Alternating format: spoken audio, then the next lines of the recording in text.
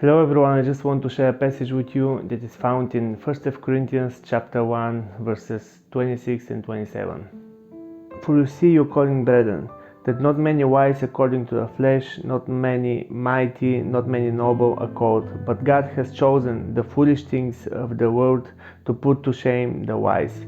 And God has chosen the weak things of the world to put to shame the things which are mighty. We see this passage tells us that God has chosen the weak things in the world to put to shame those things who are wise. And who are those wise things, wise men? Who are those foolish men or foolish things? We know that all the disciples, or at least most of them, were fishermen, were people who didn't know much, who weren't instructed. Most of them were despised by the world, even though some of them were wise, but still despised from the world. People marveled when they saw disciples like Peter, like John, sharing the gospel with them, sharing the good news.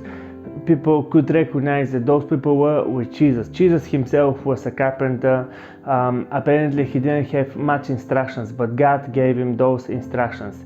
Does this mean that someone cannot be wise at all? Each one of us is having a wisdom, something that he's been instructed, but the key here is not to trust in this wisdom, but to trust in God's wisdom, to trust in His counsel for our lives. Those who trust in their own wisdom, in their own knowledge, are not on the right track. And it's not wrong to be wise. We can have intelligence, we can sort out things, we can solve things, we can solve mathematical equations. Some of us are gifted with knowledge. There is nothing wrong with that. The problem is when we start trusting in that wisdom.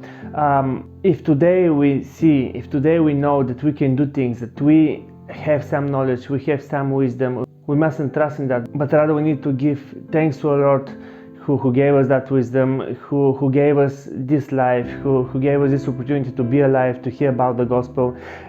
When it's a matter of something eternal, something really valuable, we need to trust Him rather than trusting in our own knowledge. We can use our own knowledge for solving other things, but when it's a matter of something eternal, something so important for our lives, we need to trust Him, we need to set our eyes on Him. In this sense, the Bible was talking that God has chosen the foolish things, but not those who are wise, because those who are wise tend to trust in their own wisdom.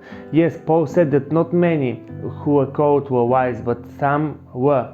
So if we're wise, if we have some knowledge, or if we don't have, we need anyway to trust the Lord, to give Him thanks. We need to trust in His wisdom and to believe Him.